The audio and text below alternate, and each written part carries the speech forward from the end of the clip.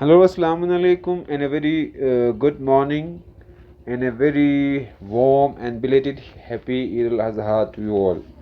So, hope you have enjoyed your Eid. Now, let's get back to the work where we have left. So, we are discussing about carbon and its compounds. So, we are discussing about carbon and its compound, and we have talked to you about carbon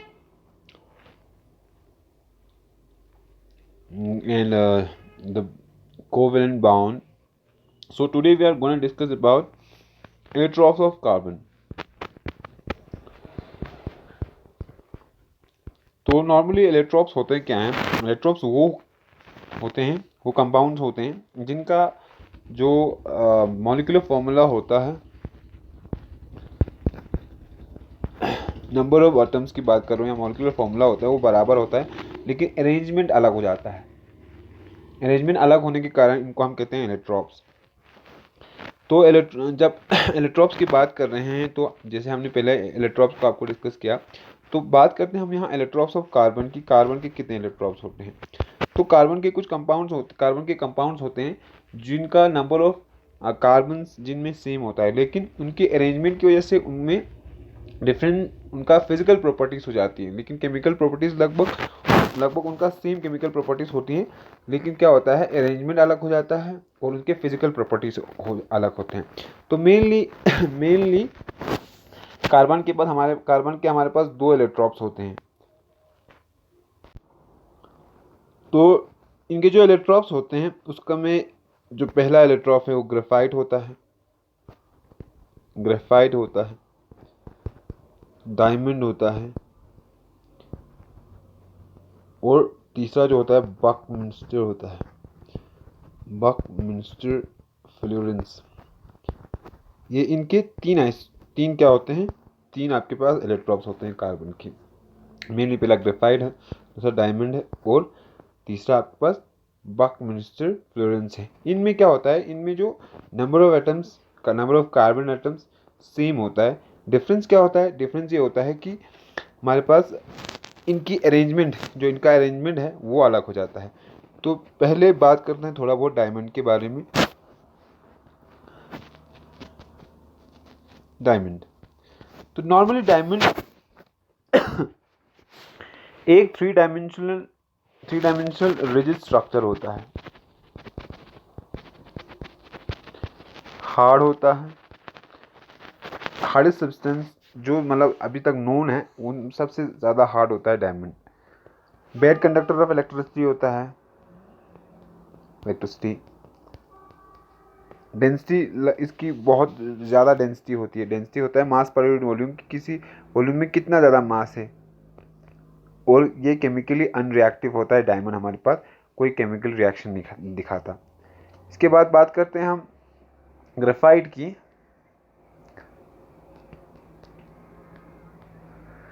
graphite का जो shape होता है, जब shape की बात करते हैं तो ये लेयर्स में होता है, ऐसे लेयर्स में, और ये लेयर्स एक दूसरे के ऊपर ऐसे स्लिप ओवर एक दूसरे के ऊपर स्लिप कर जाता है, मतलब एक दूसरे के ऊपर ऐसे इतना, मतलब ये थोड़ा बहुत जो ग्रेफाइट होता है वो स्लिपरी होता है। इसीलिए जो ग्रेफाइट्स होते हैं एज अ लुब्रिकेंट इस्तेमाल किया जाता है। लुब्रिकेंट क्या होता है? जैसे नॉर्मली जो लुब्रिकेंट होते हैं जो किसी चीज़ को मूव होने में मदद करे। लुब्रिकेंट जैसे हम गाड़ीज में लुब्रिकेंट लगता है, या मशीन्स में लुब्रिकेंट लगता है, या नॉर्मली जो ग्रीस होता है, गिरीस जो हमारे मतलब शटर्स वटर्स में लगे होते हैं, या पहियों मतलब कहीं पहियों में, या कहीं आप जब देखते हो तो वो किस चीज़ के लिए लगता है? वो एज ए लुब्रिकेंट काम करता है। वो लगता है ताकि वहाँ पे स्मूथ हो, मतलब वो उसका जो वहाँ पे अगर वो बंद हो रहा हो, या बंद करना हो, या बंद वाला सीन हो, या कोई और सीन हो, तो वहाँ पे वो जो फंक्शनिंग होता है वो स्मूथ हो जाता है इसी की वजह से। दूसरा, ग्रेफाइट जो होता है वो सॉफ्ट होता है, गुड कंडक्टर ऑफ इलेक्ट्रिसिटी होता है, लेस डेंसर देन डायमंड होता है, और ग्रेफाइट जो होता है वो रिएक्टिव होता है।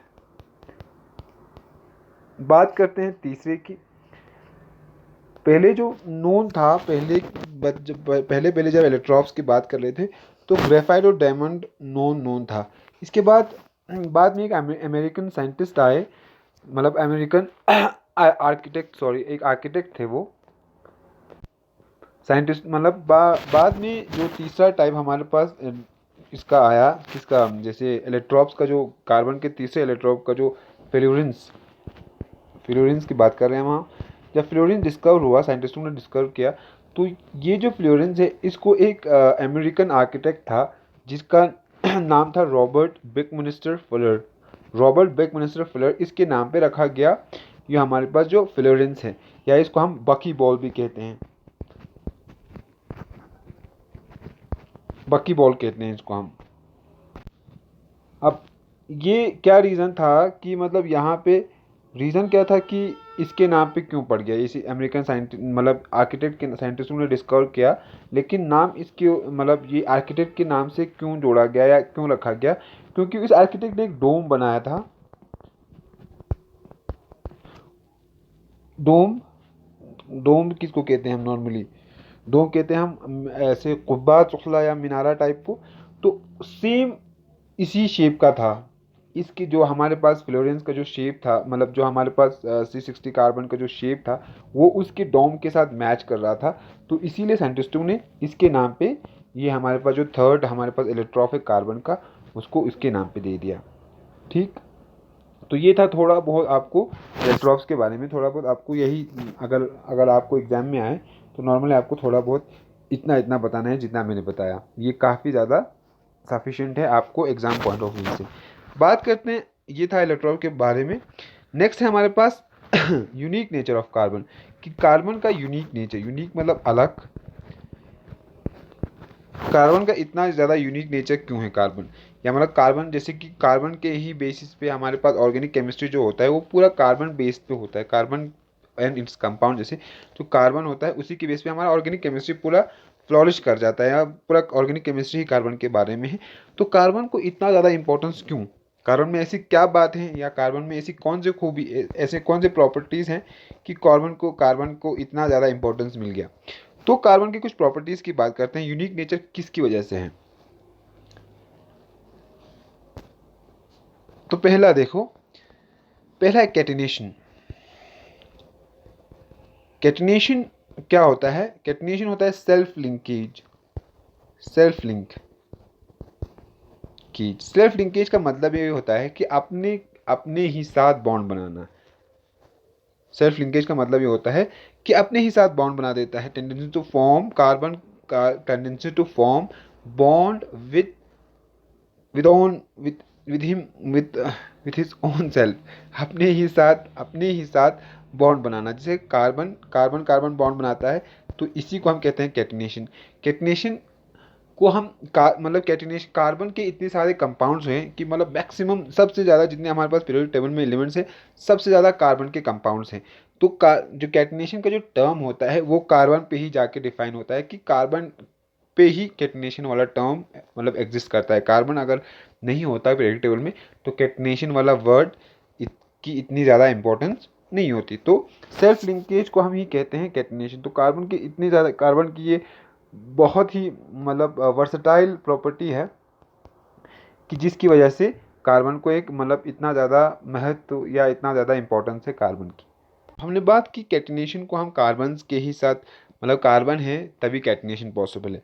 तो ऐसा क्यों है कि क्योंकि हमारे पास जो कार्बन कार्बन के जो बॉन्ड्स होते हैं वो स्ट्रॉन्गेस्ट हो, मतलब सबसे ज़्यादा, जितने बाकी एलिमेंट जैसे फॉस्फोरस भी कैटिनेशन दिखाता है, तो लेकिन जो कार्बन कार्बन के बॉन्ड्स होते हैं वो कंपेयर टू अदर एटम बहुत ज़्यादा स्ट्रॉन्ग होते हैं।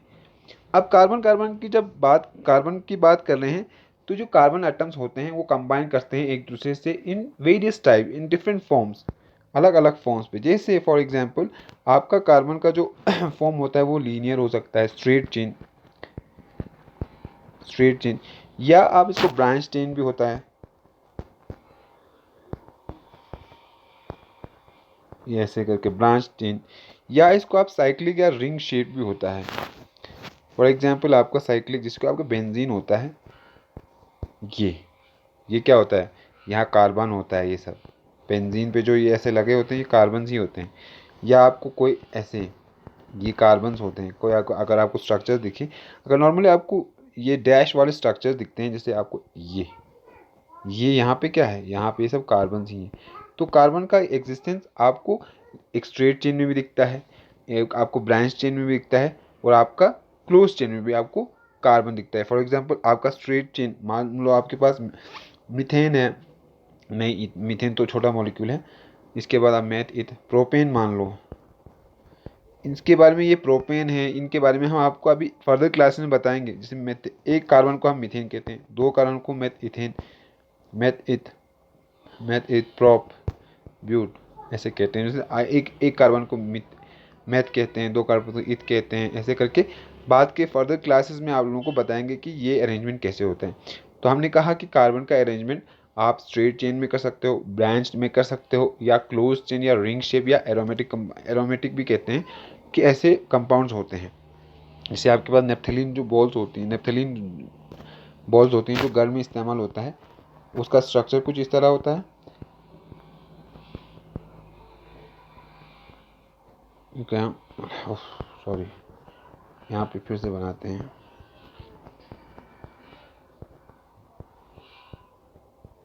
ये एंथ्रेसिन होता है, नेप्थलीन कुछ इस तरह के होता है, इस तरह का होता है कि यहाँ पे ये वाला पोर्शन नहीं होता है। तो ये नॉर्मली कार्बन के कंपाउंड्स हैं। कार्बन के एग्जिस्टेंस इतनी ज़्यादा है। ये था हमारे पास सेकेंड प्रॉपर्टी की कार्बन इतना ज़्यादा वर्सेटाइल या इतना ज़्यादा इंपॉर्टेंट क्यों है। थर्ड हमारे पास कार्बन की इतनी ज़्यादा, मतलब कार्बन का इतना ज़्यादा वो इम्पोर्टेंस क्यों है, क्योंकि कार्बन टेट्रावेलेंसी शो करता है। टेट्रा मतलब 4, टेट्रावेलेंसी मतलब क्या होता है, कार्बन का एटॉमिक नंबर कितना, कार्बन का एटॉमिक नंबर 6, कन्फिग्रेशन करो K2, L कितना, L4, लास्ट शेल में कितने इलेक्ट्रॉन्स, 4 इलेक्ट्रॉन। तो ये मैक्सिमम कितने बॉन्ड बनाएगा, 4 बॉन्ड बनाएगा। तो 4 बॉन्ड बनाने के कारण कार्बन को इसीलिए टेट्रावेलेंट कहते हैं, क्योंकि ये 4 बॉन्ड बनाता है। 4, इसके पास वैलेंसी कितनी है, 4 वैलेंस इलेक्ट्रॉन है, तो ये 4 बॉन्ड बनाता है, इसलिए कार्बन को टेट्रावेलेंट कहते हैं। इसी प्रॉपर्टी की वजह से कार्बन का इतना ज़्यादा महत्व या इंपॉर्टेंस है। अब कार्बन की जब हमने बात की, तो कार्बन, हमने कहा कि कार्बन के जो बॉन्ड्स होते हैं या कैटिनेशन जब दिखाता है, तो ये स्ट्रॉन्ग कैटिनेशन दिखाता है या स्ट्रॉन्ग होता है इसके बॉन्ड। रीज़न क्या है, रीज़न ये है, रीज़न फॉर स्ट्रॉन्ग कैटिनेशन या स्ट्रॉन्ग बॉन्ड, क्योंकि कार्बन जो होता है वो छोटा मॉलिक्यूल है, साइज़ में इसका जो कार्बन का साइज़ जो होता है वो छोटा होता है। तो छोटे मॉलिक्यूल होने के कारण इनके बीच में जो बॉन्ड बनता है वो स्ट्रॉन्ग बॉन्ड बनता है। छोटा स्ट्रक्चर होने का मतलब क्या है कि ये आपका न्यूक्लियस है, ये आपका कार्बन का शेप है मान लो, तो ये आपका छोटा है, तो ये इलेक्ट्रॉन्स को अपनी तरफ क्या, इसके बीच में फोर्स ऑफ अट्रैक्शन ज़्यादा होगा। जितना ज़्यादा आपका मॉलिक्यूल बड़ा होते जाएगा, उतना आपके बीच में ये इलेक्ट्रॉन्स और न्यूक्लियस के बीच में, या इलेक्ट्रॉन और प्रोटॉन के बीच में जो फोर्स ऑफ अट्रैक्शन होगा वो लूज होता जाएगा। जितना बड़ा होगा उतना लूज होगा। तो कार्बन एक छोटा मॉलिक्यूल है, वो तो अपने इलेक्ट्रॉन्स को क्या करके रखेगा, स्ट्रांगली होल्ड करके रखेगा। इसीलिए कार्बन के जितने सारे बॉन्ड्स होते हैं वो क्या होते हैं, स्ट्रॉन्ग बॉन्ड्स होते हैं। सॉरी, टेट्रावेलेंसी वाले में बताया हमने। जो हमारे पास थर्ड है वो होता है, ये मल्टीपल बॉन्ड बना सकते हैं। मल्टीपल बॉन्ड्स का मतलब होता है ये, जैसे डबल बॉन्ड बना सकता है, ट्रिपल बॉन्ड बना सकते हैं। कार्बन की ये टेंडेंसी है, ये मल्टीपल और डबल बॉन्ड्स और सिंगल बॉन्ड्स बना सकते हैं। जैसे फॉर एग्जांपल आपका एल्कीन होता है और अल्काइंस होते हैं। अल्कीन सिंगल बॉन्ड, जैसे कि CH2 सिंगल बॉन्ड CH3, ये आपका अल्कीन होता है। CH2 डबल बॉन्ड CH2, ये आपका अल्कीन होता है, ये अल्केन होता है। और CH ट्रिपल बॉन्ड CH, ये आपका क्या होता है, ये आपका अल्काइन होता है। तो मतलब ये कार्बन क्या करता है, मेनली आपको मल्टीपल बॉन्ड्स बना के देता है। मल्टीपल बॉन्ड्स का मतलब होता है ये डबल बॉन्ड, ट्रिपल बॉन्ड बना सकते हैं। रीज़न यही, यहाँ पे अगर रीज़न पूछा जाए कि ये इतना बॉन्ड क्यों बनाता है, क्योंकि सेम रीज़न, क्योंकि कार्बन का साइज़ बहुत छोटा होता है, तो इसीलिए जो एलिमेंट्स, मतलब इलेक्ट्रॉन्स होते हैं वो अपनी तरफ खींच के रखता है, इसीलिए इसके जो बॉन्ड्स होते हैं वो स्ट्रॉन्ग बॉन्ड्स बन जाते हैं। अब यहाँ पे एक नीचे मैंने यहाँ पे लिखा है कि saturated and unsaturated. Saturated compounds कौन से होते हैं और अनसैचुरेटेड कंपाउंड्स कौन से होते हैं। तो सैचुरेटेड कंपाउंड्स वो कंपाउंड्स होते हैं, saturated compounds, saturated SATURATED, saturated compounds वो कंपाउंड्स होते हैं जिसमें सिंगल बॉन्ड एग्जिस्ट करता है, जहाँ पे सिंगल बॉन्ड का एग्जिस्टेंस हो वो आपका सैचुरेटेड कंपाउंड होता है। अनसैचुरेटेड कंपाउंड्स वो होते हैं जिसमें आपका डबल बॉन्ड या ट्रिपल बॉन्ड का एग्जिस्टेंस हो, उनको हम कहते हैं अनसैचुरेटेड हाइड्रोकार्बन्स कहते हैं कभी कभार, या अनसैचुरेटेड कंपाउंड्स कहते हैं। तो नॉर्मली इसी बेसिस पे कार्बन के इसी बेसिस पे कार्बन का क्या है कि कार्बन की इसी बेसिस पे कार्बन को बहुत ज़्यादा वाइटल एलिमेंट माना जाता है, और इसी के बेसिस पे कार्बन की इतनी ज़्यादा इंपॉर्टेंस की वजह से कार्बन के ही नाम पे एक अलग ब्रांच ऑफ केमिस्ट्री खुल गई, जिसको हमने क्या कहा, ऑर्गेनिक केमिस्ट्री। ऑर्गेनिक केमिस्ट्री का यहाँ से एग्जिस्टेंस हो, यहाँ से वजूद हुआ। कहाँ से? कार्बन की इतनी ज़्यादा इंपॉर्टेंस या कार्बन की इतनी ज़्यादा अपीयरेंस की वजह से, एबंडेंस की वजह से हमारे पास डिफरेंट एक सेपरेट ब्रांच ऑफ केमिस्ट्री हमें बनानी पड़ी कार्बन को ही लेके, जिसको हम नाम क्या देते हैं, ऑर्गेनिक केमिस्ट्री। होप आप लोगों को ये वाला लेक्चर समझ में आया हो। Thanks for the session and thanks for the time.